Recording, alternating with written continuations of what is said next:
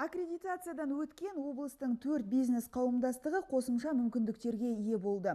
Оны растайтын куәліктер кәсіпкерлер палатасында өткен өңірлік кеңес отырысында табысталды.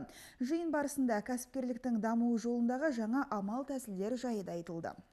Аккредитациядан кейін салалық бірлестіктер тәуелсіздігін жоғалтпайды, есесіне дамуы үшін қосымша мүмкіндіктерге ие болады. Яғни кәсіпкерлер палатасы басқармасына қатысу, қаржыландыру мүмкіндігі және қызметкерлерді оқыту. Мұның бәрі әрі қарай өсу үшін жаңа серпін беріп, бизнес қауымдастықтарының нығаюы жолында айтарлықтай көмек болмақ. Они объединились по профессиональному признаку. Олар кәсіптерінің ұқсас тұстары болғандықтан бірігіп отыр. Дегенмен де әрқайсысының өзіндік ерекшеліктері, қыр-сырлары бар. Кәсіпкерлер палатасы осылардың барлығын жік-жікке бөліп, сұрақтардың шешімін табуға сеп болуы керек. Нәтижесінде ұсыныстар кәсіпкерлерге де, қызмет көрсетушілерге де, орындаушыларға да қызық болуы тиіс.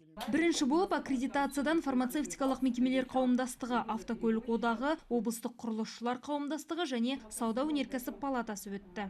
Считаю, это хорошей возможностью. Негізгі мақсаттарға қол жеткізу үшін бұл қолайлы мүмкіндік деп ойлаймын. Аккредитация кәсіпкерлер палатасы жұмысына қатысуға, палата қарамағынан кәсіби сараптамалық көмек алуға мүмкіндік туғызады. Сонымен қатар отырыс барысында 7 салалық сараптамалық кеңес құрылып, жетекшілері тағайындалды. Олардың негізгі міндеттері мәселелерді орнында шешу. Дәл осы кеңес кәсіпкерлердің ұсыныстарын қарастырып, мәселелерді жергілікті басқарма органдарын тарту арқылы шешетін болады. Тіпті сұрақтар республикалық деңгейде қарастырылуы мүмкін. Басты мақсаты өңіріміздегі бизнесті нығайту. Фариза Жазитова, Альбина Ғалымова, Қуаныш Қазбеков, ақпарат.